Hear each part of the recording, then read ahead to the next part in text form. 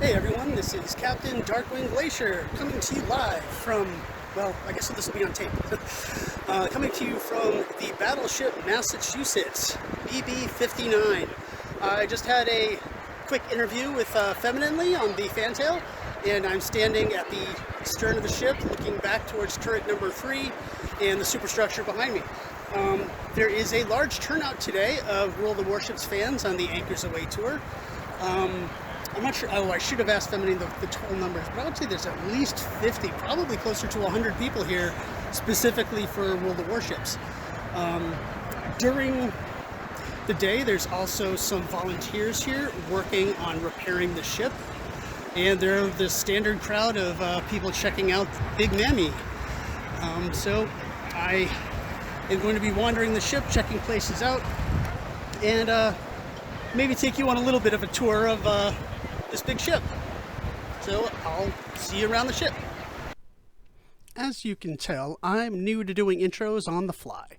Anyway, the USS Massachusetts is a South Dakota class battleship that fought in World War II and now resides as a museum ship in Fall River, Massachusetts.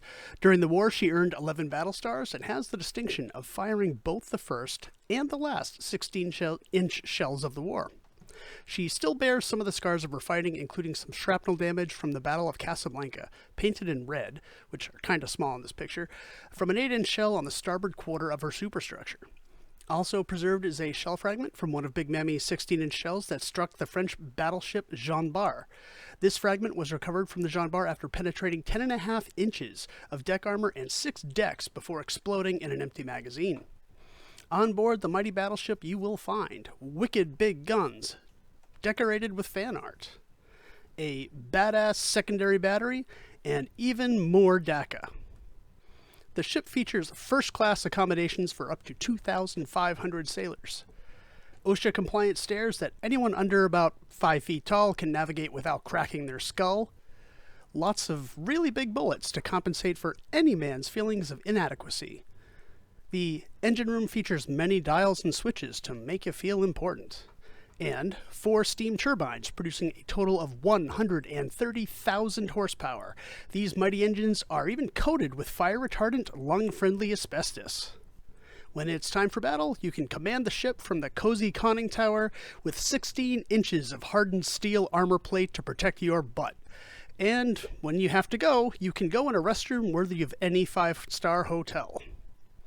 In addition to Big Mammy, Battleship Cove features the USS Joseph P. Kennedy Jr., a Gearing-class destroyer. Much of the interior of the Kennedy has been converted into a museum for the Korean and Vietnam Wars.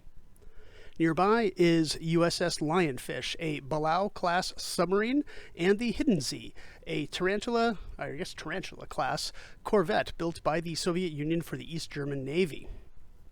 On the Massachusetts' fantail, World of Warships fans could sign a pair of flags that would be flown at Wargaming HQ and take a peek at the prizes for a raffle and some trivia questions about the game and the community.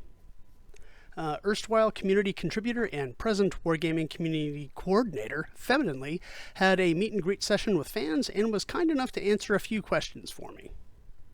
Hi, okay, I have 2 questions. One, are we going to see any more Commonwealth ships, like more Australian ones, for example? We definitely want to bring out some more Commonwealth ships. There is definitely a lot of ships that fit into Commonwealth. Obviously, you've got Canada, Australia, and there's lots of ships within those navies that will definitely make a good introduction. I know there is one in the pipeline.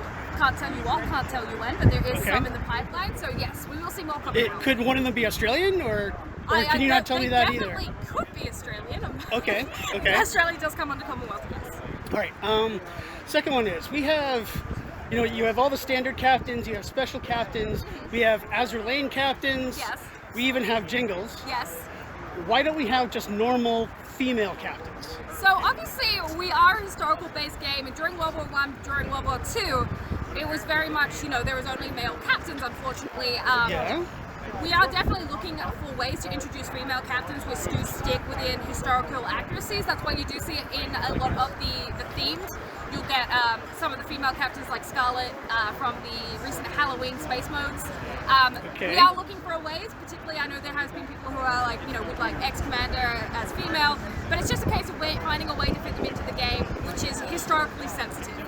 Okay, I can understand that answer, but if we already have space captains and so on, why not? We've already diverged from historical realism. It's very much one of those things that if we have female captains, we just want to do it in a way that is sensitive. And the good thing about having them by like Azure Lane, High School Fleet, and the event modes is that they're there. But presenting a female captain in a historical setting, when they weren't technically speaking historical, is just a little more edgy. But I mean, we are definitely looking for a way to introduce female captains. Trust me, I want them as much as anyone else. But it's just about finding the correct way to do it in a way that appeases and makes sure that everyone's happy with their introduction. Okay. Yeah. I suppose I'll accept that answer. That's what I got. Well, I have to tell my daughter something. You know, why can't she just play a regular female? But yeah, okay, we're working on it. We definitely know there is a demand, and we want to do that. We want fair representation for all categories, all minorities within the game. It's just about doing it in the way that is respectful to those categories as well. Okay. Yeah. So what does World of Warships have in the future? Like, what are you looking forward to the most?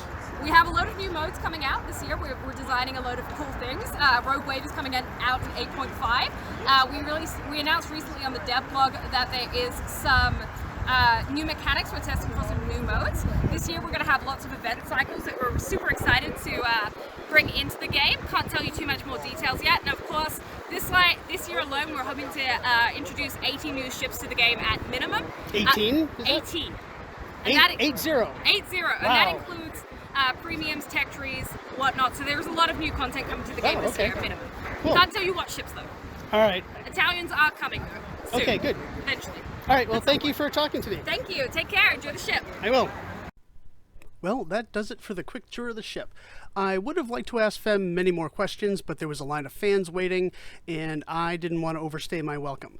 The event was a lot of fun, and I got to see lots of World of Warships fans. Because of the things going on, I didn't get to explore the entire ship, but these museums are great, so if you have the opportunity to go during the Anchors Away event, or at any other time, I highly recommend it. One last thing, I have begun streaming on Twitch in earnest, and I have put up a schedule here, so if you have the opportunity, please stop by and say hello. Just go to twitch.tv and search for darkwingglacier, and you'll find me. Thank you very much for watching.